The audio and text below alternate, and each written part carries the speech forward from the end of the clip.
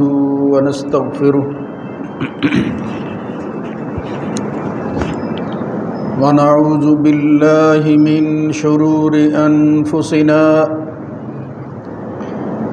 ومن سيئات أعمالنا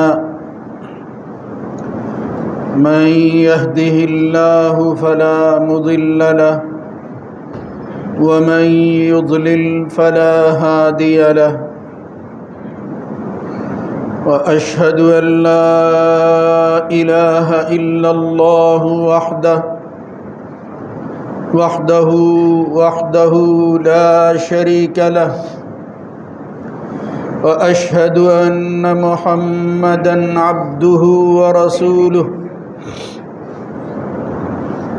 اللهم صل على محمد وعلى آل محمد كما صليت على إبراهيم وعلى آل إبراهيم إنك حميد مجيد اللهم بارك على محمد وعلى آل محمد كما باركت على إبراهيم وعلى آل إبراهيم في العالمين إنك حميد مجيد أما بعد فإن خير الحديث كتاب الله وخير الهدى هدى محمد صلى الله عليه وآله وسلم وشر الأمور محدثاتها وكل محدثة بدعة وكل بدعة ضلالة وكل ضلالة في النار رب أعوذ بك من همزات الشياطين من همزه ونفخه ونفثه يا أيها الذين آمنوا اتقوا الله حق تقاته ولا تموتن إلا وأنتم مسلمون يا أيها الناس اتقوا ربكم الذي خلقكم من نفس واحدة وخلق منها زوجها وبث منهما رجالا كثيرا ونساء واتقوا الله الذي تساءلون به والأرحام إن الله كان عليكم رقيبا يا أيها الذين آمنوا اتقوا الله وقولوا قولا سديدا يصلح لكم أعمالكم ويغفر لكم ذنوبكم ومن يطع الله ورسوله فقد فاز فوزا عظيما رب اشرح لي صدري ويسر لي أمري واحلل عقدة من لساني يفقهوا قولي كان الناس أمة واحدة فبعث الله النبيين مبشرين ومنذرين وأنزل معهم الكتاب بالحق ليحكم بين الناس فيما اختلفوا فيه وما اختلف فيه إلا الذين أوتوه من بعد ما جاءتهم البينات بغيا بينهم فهدى الله الذين آمنوا لما اختلفوا فيه من الحق بإذنه والله يهدي من يشاء إلى صراط مستقيم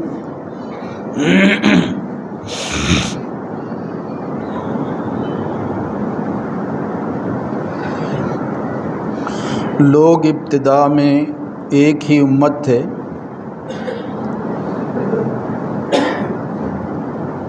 اس کے بعد اللہ نے نبیوں کو خوشخبری دینے والے اور ڈرانے والے بنا کر بھیجا،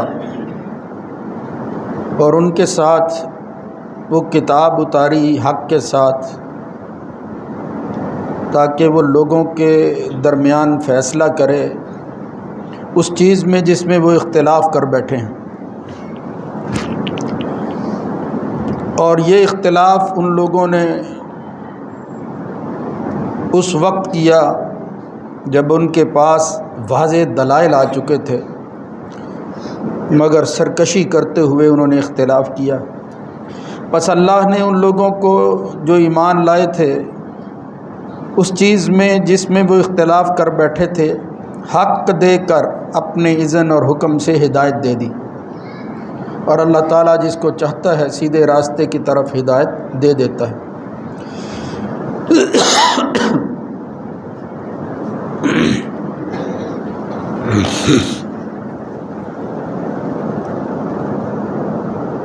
اللہ رب العزت کی حمد و ثنا کے بعد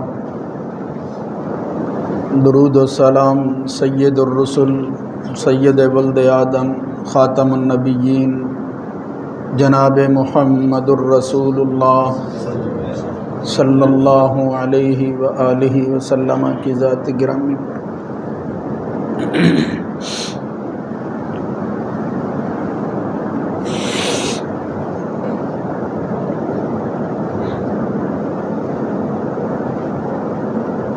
مسلمان کا مقام اور مرتبہ اللہ اور اس کے رسول نے قرآن و سنت میں بیان کیا ہے۔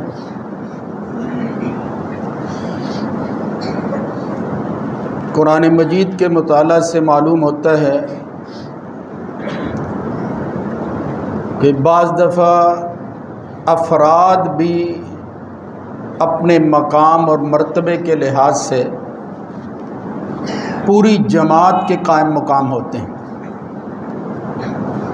ان ابراہیم کان امۃ قانتا للہ حنیفا، وہ ذات واحد ایک جماعت تھی، ایک امت تھی۔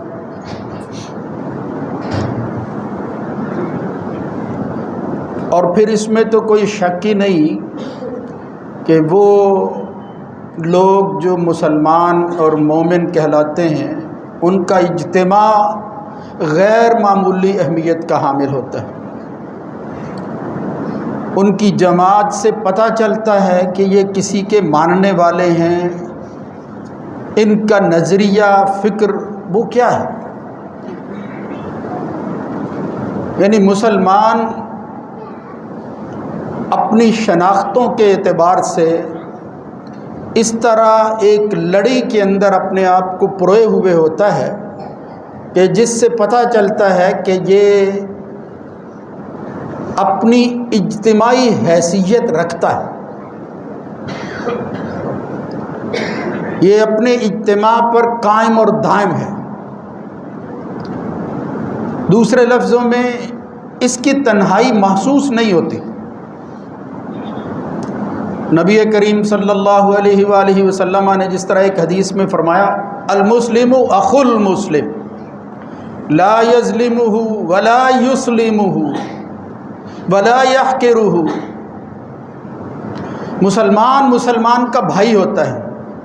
جس طرح خاندان کے اندر اجتماعیت بھائیوں کی وجہ سے، ان کے اتفاق اور اتحاد کی وجہ سے ہوتی ہے، بالکل اسی طرح مسلمان کی اجتماعیت وہ بھائیوں جیسی ہے۔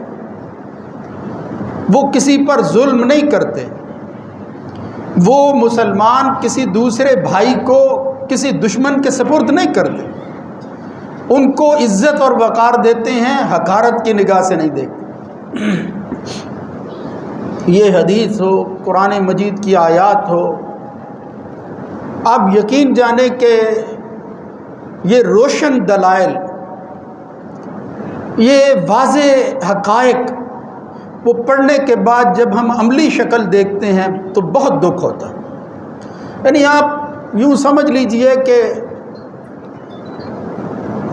یہ اتنے بڑے حقائق اور اتنی بڑی تصدیقات جو اللہ اور اس کے رسول نے بیان کی ہیں، خدا نخواستہ ان کے اندر کھوکھلا پن نظر آتا ہے کہ بھئی یہ جو دعوے کیے جا رہے ہیں کہاں ہیں وہ لوگ، وہ مسلمان کہاں ہیں، وہ اجتماعیت تو ساری دنیا میں نظر نہیں آتی۔ اور بالخصوص یہ سوچ اس وقت ابھر کر سامنے آتی ہے اور پریشان کرتی ہے جب کوئی کسی مسلمان کو دکھ پہنچاتا ہے اسلام اور ایمان کی وجہ سے، مسلمان کو تکلیف دینا، مسلمان کی اذیت، اگر وہ بھائی ہے تو وہ کیسے ممکن ہے کہ وہ اپنے آپ کو اس سے الگ کر لے اور اس کو اس کے حال پر چھوڑ دے؟ پھر وہ اخوت نہیں ہے۔ اس وقت صورتحال بالکل اسی طرح ہے، اور یہ واقعات کسی نہ کسی حوالہ سے ہوتے رہتے ہیں۔ جس طرح اس وقت شام کی سرزمین، جس کو قرآن و سنت شام کہتا ہے، اس علاقے میں ایک فلسطین مقام ہے، وہاں ایک دوسرا گروہ کفر کی ملت وہ ایک جگہ اکٹھی ہو کر مسلمانوں کو نقصان پہنچا رہی ہے۔ یہ بات میں اس وقت نہیں بیان کرنا چاہتا کہ اس کی دینی اور شرعی حیثیت کیا ہے، بس میں اشارہ کر رہا ہوں کہ اس طرح کے واقعات جب مسلمانوں کے ساتھ ہوتے ہیں تو پھر یہ بات جو میں عرض کر رہا تھا، اس کا احساس شدت اختیار کر جاتا ہے، اور آدمی کہتا ہے کہ میں کیا کروں۔ دین کا، ایمان کا جذبہ رکھنے والا اپنے اندر ہی کڑتا رہتا ہے، اور حقیقت یہ ہے کہ وہ کچھ کر نہیں پاتا۔ اس کی بڑی وجہ یہ ہے، یہ جو ابھی میں نے آیت پڑھی ہے، اس میں ایک لفظ آتا ہے، اور یہ لفظ اللہ نے قرآن مجید میں کئی جگہ پر بیان فرمایا۔ وہ کیا ہے؟ امت۔ امت کا مطلب یہ ہوتا ہے لوگوں کا ایسا اجتماع جو کسی فکر پر مبنی ہو، یعنی کافر ہو تو وہ بھی ایک امت ہو سکتی ہے، ان کی اپنی سوچ فکر ہے، اگر اس پر وہ قائم ہیں یا وہ یہ رائے اور نظریہ رکھتے ہیں، اور اجتماع ہے، گروہ ہے ایک جو اس کو اپنائے ہوئے ہے، اس قوم کو، ان لوگوں کو امت کہا جاتا ہے۔ اسی لیے کہتے ہیں کہ امت دو طرح کی ہوتی ہے، یعنی جب نبی اور رسول بھیجا جاتا ہے تو اس کے بعد جو اس کے مخاطبین قوم اور لوگ ہوتے ہیں وہ امت کہلاتے ہیں۔ جس طرح کہ ہم اس وقت امت محمد صلی اللہ علیہ وآلہ وسلم، تو امت یا تو امت اجابت ہوتی ہے یا امت دعوت ہوتی ہے، ہوتے امت ہی ہیں۔ امت اجابت کا کیا مطلب ہے؟ یعنی ایسی امت، ایسا گروہ جو نبی کی دعوت حق کو قبول کر چکا ہوتا ہے، اور امت دعوت کا مطلب ہوتا ہے جو ابھی اس سوچ فکر میں ہوتا ہے، جس کو دعوت دی جا رہی ہوتی ہے وہ قبول نہیں کرتا، وہ اس کا حصہ نہیں بنتا۔ بہرحال یہ لفظ بتاتا ہے کہ یہ امت، جب اس کے ساتھ اگلا لفظ ملائیں اور امت مسلمہ کا تصور ذہن میں لائیں کہ یہ ہم ایک آخری نبی کو ماننے والے لوگ، وہ دین اسلام جو پہلے پیغمبر سے شروع ہوا ہے، وہ دین ایک ہی ہے، اس اعتبار سے یہ امت واحدہ کہلاتی ہے، اپنے ان مقاصد کے اعتبار سے جو ایک امت کے لیے اور بالخصوص اس امت مسلمہ کے لیے ضروری ہے۔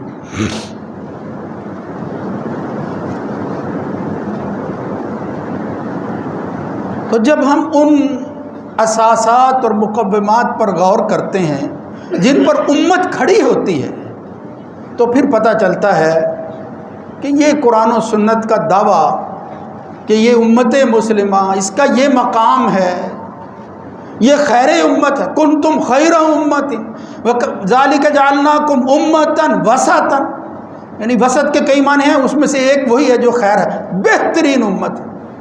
یہ امت جو آخری امت ہے، اس کے بعد پھر یہ سلسلہ ختم ہو جائے گا۔ اس کو ہوا کیا بنا ہے اس کے ساتھ؟ بظاہر باتیں وہ عام سی لگتی ہیں، لیکن حقیقت یہ ہے کہ جس پر اس دین کا آغاز ہوا تھا، جن اساسات اور بنیاد پر یہ عمارت کھڑی تھی، اگر وہ اساس قائم رہیں گے یہ عمارت قائم رہے گی، ورنہ یہ باتیں اگر تم اس کو بھول گئے اور اس کو پرانے داستانیں اور پرانی جو ہے وہ کہانیاں شمار کرنے لگے، خدا نہ خواستہ، یہ پھر اسلام والی عمارت نہیں ہے، یہ کچھ اور بن گیا ہے۔ وہ احساسات کیا ہے؟ ہماری غایت کے اندر وحدت ہونی چاہیے، ہمارا مقصد، ٹارگٹ ایک ہے، غرض ہماری ایک ہے۔ وہ غرض کیا ہے؟ کہ ہم اللہ کے بندے ہیں، ہمارا کوئی رب ہے، ہمارا کوئی الہ ہے، ہم ذمہ دار بنائے گئے ہیں، ہمیں اپنی ذمہ داری کے بارے میں کسی کو بتانا ہے، پوچھ گچھ ہونی ہے، غایت ہے ایک، اسی کو کہا جاتا ہے افحسبتم انما خلقناکم عبثا وانکم الینا لا ترجعون۔ تمہاری تخلیق عبث نہیں ہے، یہ بے مقصد نہیں ہے، دنیا کے اندر حیوانوں کی طرح آئے کھائے پی کر وہ چلے گئے، جس طرح کفار کے والذین کفروا یتمتعون ویأکلون کما تأکل الانعام والنار مثوی لہم، یہی ہے بس کھانے پینے اور خواہشات نفس کو پورا کرنے کے علاوہ مر گیا مٹی ہو گیا، مٹی تھا مٹی ہو گیا، نہیں ایسا نہیں ہے، ہمارے ہاں یہ تصور نہیں ہے، ہمیں یہ سبق نہیں پڑھایا گیا، اور اگر یہی ہے پھر کفر اسلام کا یہ تو پھر فرق ہی ختم ہو جاتا ہے۔ ہم عظیم مشن کے حامل لوگ تھے، مگر میرے بھائیوں اس وقت یہ ساری باتیں سننے کی حد تک تو شاید اچھی لگتی ہوں، لیکن اس وقت کا نوجوان اس کو قبول کرنے کے لیے تیار نہیں ہے، بھول چکا ہے، وہ اس کو یہ حقیقت نہیں پتہ کہ ہماری غایت کیا ہے، ہم کس کے بندے ہیں، وما خلقت الجن والانس الا لیعبدون، ہم بندے ہیں، بندگی ہی کے لیے پیدا کیے گئے تھے۔ پہلی اساس اور بنیاد اس امت کی یہ ہے۔ اب دیکھو اس اساس کے ساتھ کیا ہوا ہے، اس بندگی کو کس طرح جو ہے وہ الجھا کر رکھ دیا گیا ہے، کس طرح اس رب کو، اس رب العالمین کو چھوڑ کر اس کے قائم مقام کن کن چیزوں کو ہم نے بنا دیا ہے، وہ جو اس بنیاد کا خاتمہ کرنے والی چیزیں، اور پھر پیغمبر جس پر جو ہے وہ محنت کر کے یہ اساس مضبوط بنا کر ہمیں دے کر گئے ہیں، ہم نے اس کا حلیہ کس طرح بگاڑا۔ یہ بندگی کا تصور جس طرح وہ بچوں کا کھیل بن کر رہ گیا ہے، کوئی غایت ہماری یہ دکھائی نہیں دیتی، رسم ہے، خدا نہ خواستہ رسماً ہم آتے ہیں، کچھ لوگ نماز پڑھتے ہیں، جب کوئی دکھ تکلیف پہنچتی ہے کوئی خود وہ رب یاد آتا ہے، میری تکلیف کم ہوگی، بس نتیجہ نہیں نکلتا، یعنی وہ جو تمہاری بندگی سے پیغام جانا چاہیے تھا وہ نہیں جاتا، ٹھیک ہے اللہ۔ اور پھر کفر بھی یہی کہتا ہے، یہ کرتے رہو تم اپنے، جس طرح لوگ مندروں میں جاتے ہیں، اپنے کنیساؤں میں جاتے ہیں، وہاں اندر جاؤ، مسجدوں میں جاؤ، ہمیں کوئی اعتراض نہیں ہے، لیکن اس بندگی کا اعلان کر کے تم اس کی الوہیت کو ہم سے تسلیم کروانا چاہو، ہم یہ قبول کرنے کے لیے تیار نہیں۔ میرے بھائیوں اس امت کی بنیاد سب سے پہلی غایت یہ تھی، اس کو سمجھنا چاہیے، اس میں وحدت رہی ہے یا تفریق پیدا ہو گئی، تفریق پیدا ہو گئی ہے۔ مسلمان امت جو ہے وہ اپنے الہ کو پہچاننے میں بٹ چکی ہے، سب سے بڑا جرم یہ کیا ہے، اسی جرم پر اللہ پیغمبر بھیجتا رہا، آج آخری پیغمبر کی تعلیمات موجود ہیں مگر ہم اس کی خلاف ورزی کر رہے ہیں، دعویٰ ہے۔ آپ یہ اچھی طرح سوچ سمجھ لیں، دیکھ لیں، خدا نہ خواستہ کہیں وہ وقت تو نہیں آ رہا اس غایت کے حوالہ سے جس کی نشاندہی محمد الرسول اللہ صلی اللہ علیہ وسلم نے کی تھی کہ لات و عزا کی بندگی، لات و عزا کی پیروی، لات و عزا کی پوجا دوبارہ ایک ایسا قبیلہ پیدا ہوگا، بالکل اسی طرح کرے گا جس طرح جہالت میں کرتا تھا، یہ قیامت کی نشانی۔ میرے بھائیو غایت ختم ہو چکی ہے، عقیدے کے اندر فساد آ چکا ہے، عقیدے کی وحدت ہونی چاہیے تھی اس امت کے اندر۔ مجھے بتاؤ آپ اس عقیدہ کی سمجھ کس کو ہے؟ وہ جس کی بنیاد پر جو ہے وہ کفر لرزتا تھا کہ یار یہ جن چیزوں کو مانتے ہیں، جس عقیدے کی بات کر، جس فکر کے حامل ہیں، جو نظریہ ان کے پاس موجود ہے، یعنی عقیدہ، وہ سوچ جس پر قومیں کھڑی ہوا کرتی ہیں، جس کی بنیاد پر پھر بڑے سے بڑے طوفان ان کو وہ لرزا نہیں سکتے، ان کے اندر ارتعاش پیدا نہیں ہوتا، بہت مضبوط عقیدے اور فکر پر کھڑے ہیں یہ لوگ۔ ہمارے عقیدے کے ساتھ کیا ہوا، یہ نظریات کس طرح غالب آ گئے؟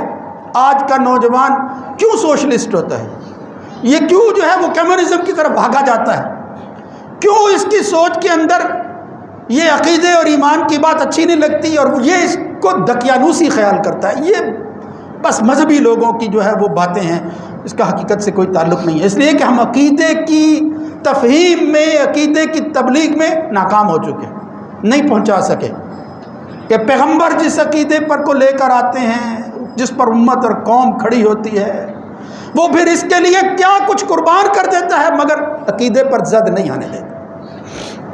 میرے بھائیوں، یہ میری ایک ایک بات کے پیچھے قرآن و سنت کے دلائل بھرے ہوئے ہیں، میں صرف آپ کو نشاندہی کر رہا ہوں۔ پھر اس کے بعد ہر پیغمبر اپنے زمانے کے اندر تشریح کرتا رہا، تشریح عین کے ساتھ، یعنی شرعی احکامات، اس کی تشریح و توضیح بتاتا رہا کہ یہ احکامات کی تبدیلی کے بعد شارع کون ہے۔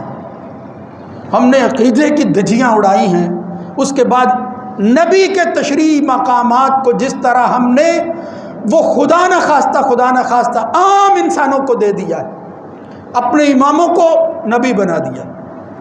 وہی اتخذوا احبارهم ورهبانهم اربابا من دون اللہ، وہ جو یہ یہود اور عیسائی نصارہ، ان کے بارے میں اللہ کہتا ہے مسلمان اب وہ کر نہیں رہا، کر چکا ہے۔ اب وہ نبی کو شارع نہیں بناتا، اس کی شریعت کے فیصلے کوئی اور کرتا ہے۔ وما كان لمؤمن ولا مؤمنة اذا قضى الله ورسوله امرا ان يكون لهم الخيرة، یہ بھی کبھی ہو سکتا تھا کہ ماننے والا اللہ رسول کی بات کے بعد پھر کہے میرا بڑا کیا کہتا ہے۔ تشریع کے اندر، یہ شرع کے اندر، یہ احکامات کے فیصلے کے اندر غیر نبی کو نبی کا مقام دے دینا، میرے بھائیوں یہ چیزیں ہیں جن کی وجہ سے آج امت وہ امت مسلمہ نہیں رہی جو تھی کبھی۔ اور پھر خدا نخواستہ اسی پر نہیں، ایک آخری بات جس کی سب سے زیادہ کمی محسوس ہوتی ہے، اس وقت پیغمبر موجود نہیں ہے، مگر اس کی تعلیمات کو لوگوں تک پہنچانے والے امت کے لوگوں میں ایسے انسان چاہیے تھے جو قیادت کرتے ہوئے بتاتے کہ ہم کس غایت کے حامل ہیں، کس عقیدے کو اپنائے ہوئے ہیں، کس شریعت کو جو ہے وہ ہم تم پر جو ہے وہ نافذ کرنا چاہتے ہیں۔ یہ ساری تین چیزیں وہ کیا تھی کہ قیادت کے اندر وحدت ہوتی، اس امت مسلمہ کا قائد ایک ہوتا، وہ بات کرتا، مشرق و مغرب کے اندر پیغام اس کا پہنچتا کہ مسلمانوں کی جماعت کا امیر یہ کام کر رہا ہے، کلمہ پڑھنے والے کو اللہ کا حکم ہے، یا ایھا الذین آمنوا اطیعوا اللہ واطیعوا الرسول واولی الامر منکم، جس طرح اللہ اور اس کے رسول کی اطاعت فرض اور واجب ہے، اولو الامر مسلمانوں کے حاکم کی بات فرض ہے تم پر۔ کون سا حاکم؟ کس حکم کی بات کر رہے ہیں؟ کس ملک اور علاقے کے حکم کی بات کر رہے ہیں؟ یہ علاقائی تقسیم جس کا شکار ہوئی ہے یہ امت مسلمہ، اس کی وجہ سے آج یہ قیادت کی وحدت یہ ایک بڑ معلوم ہوتی ہے۔ اب کیا ضرورت ہے؟ یہ کس قیادت کی بات کرتے ہیں؟ مسلمانوں کا قائد، امیر، حاکم وقت، خلیفۃ المسلمین ایک ہوتا ہے، خواہ 22 لاکھ مربع پر پھیلی ہوئی سلطنت کیوں نہ ہو، ایک ہوتا ہے، اور وہ ظاہر کے اعتبار سے کوئی بڑی شان و شوکت والا بھی نہیں ہوتا، بس ضمناً بات آ گئی ہے، یہ جو 22 لاکھ مربع میل کا حامل مسلمانوں کا خلیفہ حاکم تھا، اسی علاقے میں جب وہ بیت المقدس فتح کر کے گیا ہے، یہ حقائق ہیں۔ تو اس وقت بھاری مقرر تھی، ایک ہی اونٹ ہے، ایک غلام تھا، ایک خلیفہ وقت ہے، وقفے سے جو ہے وہ ایک سواری پر سوار ہوتا ہے۔ بیت المقدس کے علاقہ کے اندر وقت مسلمانوں امت مسلمہ کا امیر جب داخل ہوا ہے تو غلام اونٹ پر بیٹھا ہوا تھا، اور جو خلیفہ تھا، جو حاکم تھا، اس نے لگام پکڑی ہوئی تھی۔ لوگوں نے کہا عزت والی جگہ ہے، لوگ کیا سمجھیں گے، یہ ہے ان کا خلیفہ، یہ ہے ان کا حاکم، آپ بیٹھ جائیے امیر المؤمنین۔ امیر المؤمنین نے کہا یہ لگام پکڑنے کی وجہ سے بندے کا وقار ختم نہیں ہوتا، عزت ہونی چاہیے، اور عزت اسلام میں ہے جو اللہ نے مجھے عطا کر رکھی۔ اعزنا اللہ بالاسلام، اللہ نے ہمیں عزت اسلام کی وجہ سے دی ہے، ان عادات کی وجہ سے، ان رسومات کی وجہ سے نہیں دی ہے۔ میرے بھائیوں، پھر یہی ہمارے ساتھ جو ہے وہ یہی ہوا ہے، ہماری قیادت چھن گئی ہے، ہمارے پاس قائد موجود نہیں ہے، ہم کس کی بات مانیں؟ ہم کہتے ہیں بھئی آپ اپنے علاقے کو سنبھالو، یہ عربوں کو کیا پڑی ہوئی تھی، یہ بیچارگی کے عالم میں بلا وجہ جو ہے وہ شرارت کر دیتے ہیں۔ آج کا نوجوان یہ بات کہتا ہے، یہی بات کہتا ہے، جب کشمیر کی بات ہوتی ہے یہاں بھی پھر دوسرے لوگ یہی کہتے ہیں یہ تمہارا علاقائی مسئلہ ہے، ہمیں اس سے کیا غرض ہے۔ ہاں یہ بٹ گئی امت۔ وہ جو واعتصموا بحبل اللہ جمیعا کی بات تھی وہ کیا تھی؟ وہ الجماعہ۔ حضرت حذیفہ ابن یمان رضی اللہ تعالیٰ عنہ وہ سر اور رازدار رسول تھے، ایسی باتیں پوچھتے فتنوں کے متعلق جو ہونے والی ہیں۔ یا رسول اللہ مجھے بتاؤ میں اس شر سے بچ سکوں، اگر وہ غالب آ گئی پھر مجھے کیا کرنا چاہیے، مجھے ان فتنوں کے بارے میں بتاؤ۔ اپنا اپنا ذوق ہوتا ہے۔ پوچھا یا رسول اللہ صلی اللہ علیہ وسلم ہم جہالت میں تھے، آپ آئے خیر آ گئی، کیا اس کے بعد شر ہوگا؟ فرمایا ہوگا۔ فرمایا پھر خیر ہوگی؟ پوچھتے رہے۔ کہا ہاں کچھ خیر ہوگی، اس کے اندر دخن ہوگا، یعنی اس طرح کی نہیں ہوگی میری سنت کو لوگ چھوڑ جائیں گے۔ آہستہ آہستہ چیزیں بتائیں، لیکن اس میں سے کہا ایک وقت آئے گا شر جو ہے وہ اس طرح پھیلے گا کہ تمہارا قائد کوئی نہیں ہوگا۔ فرمایا یا رسول اللہ میں کروں کیا ایسی حالت کے اندر؟ جب یہ ہو تو میں اپنے ایمان کو بچاتے ہوئے کیا کروں؟ یہ فرقے بن جائیں گے، ہر بندہ اپنی طرف جو ہے وہ بلائے گا۔ ان هذه امتکم امۃ واحدۃ وانا ربکم فتقطعوا امرهم بینہم زبورا کل حزب بما لدیہم فرحون۔ یہ امت مسلمہ فرقوں میں بڑھ جائے گی، ہر گروہ چھینے گا تو میری جماعت ہے، میں حزبی ہوں، میرا حزب اور میرا گروہ فلاں ہے، میں جو ہے وہ شیعہ ہوں، میں جو ہے وہ سنی ہوں، میں مسلمان نہیں ہوں۔ یہ تو بات کی بات ہے، اسی پر فیصلے ہوتے بھی ہیں، اسی پر لڑائیاں ہوتی ہیں۔ نسل کشی کرتا ہے امت مسلمہ کا فرد کہ یہ شیعہ ہے اس کو مارنا ہے، یہ سنی ہے اس کو مارنا ہے۔ اب غیروں کو کچھ کرنے کی ضرورت نہیں ہے۔ تو میرے بھائیوں خدا نہ خواستہ ایسی حالت کے اندر جس کو اللہ کہتا ہے ولا تنازعوا فتفشلوا، نہ ایسا جھگڑا پیدا کرنا وتذهب ريحكم کہ تمہاری ہوا اکھڑ جائے۔ اب ہماری ہوا اکھڑ گئی ہے، جب ہوا اکھڑ جائے تو پھر ثبات نہیں ہوتا۔ ایسی حالت کے اندر جب ہم پہنچے ہیں تو حضرت حذیفہ بن یمان کی بات کو یاد رکھو۔ محمد الرسول اللہ صلی اللہ علیہ وسلم نے فرمایا تھا جب فرقوں میں لوگ بڑھ جائیں تو حذیفہ تو کیا کرے؟ پوچھا، بے تابی تھی۔ فرمایا تلزم جماعت المسلمین و امامہم، مسلمانوں کی جماعت، فرقوں میں نہ بٹنا، اپنا الگ سے گروہ نہ بنانا۔ یہاں یہی ہوتا ہے، چھوٹی چھوٹی سی باتوں پر جماعتیں بن رہی ہیں۔ وہ امت مسلمہ کی جماعت کدھر گئی ہے؟ رسول اللہ صلی اللہ علیہ وسلم نے کہا تلزم جماعت المسلمین و امامہم، حذیفہ تم جماعت المسلمین اور ان کے امام کو پکڑو، اسی کو لازم پکڑو۔ جو شخص جماعت المسلمین اور اس کے امام سے الگ ہوتا ہے، من فارق الجماعت فکانما خلع ربقۃ الاسلام من عنقہ، وہ معمولی بات سمجھتا ہے، مگر جو اجتماعیت کے اندر ایک قائد کو چھوڑتا ہے اسلام کی رسی کو توڑ دیتا ہے۔ فقد خلع ربقۃ الاسلام من من مات میتۃ جاہلیہ، جو ایک قائد کے، ایک امیر کے ہاتھ پر بیعت کے بغیر زندگی گزارتا ہے مر جاتا ہے، جہالت کی موت مرتا ہے، اسلام پر نہیں مرتا۔ یہ کوئی معمولی بات نہیں تھی، ہم نے معمولی سمجھ لی۔ حضرت حذیفہ یا رسول اللہ اگر ایسا ہو، شاید وہ اسی وقت کی بات کی ہو گیا کہ جماعت المسلمین بھی نہیں ہے اور ان کا امام نہیں ہے، فَإِن لَمْ يَكُنْ لَهُمْ جَمَاعَةٌ وَإِمَامَهُمْ۔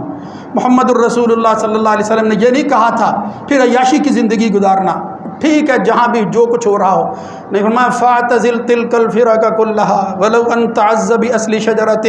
حذیفہ ایمان کو بچاتے ہوئے اگر مسلمانوں کی قیادت کوئی نہیں ہے، پہاڑوں میں نکل جانا بہتر ہوگا، خاتمے جو ہے وہ پتے کھانے پڑے، پتے ان پر گزارا کر لینا، لیکن ایمان کو نہ چھوڑنا۔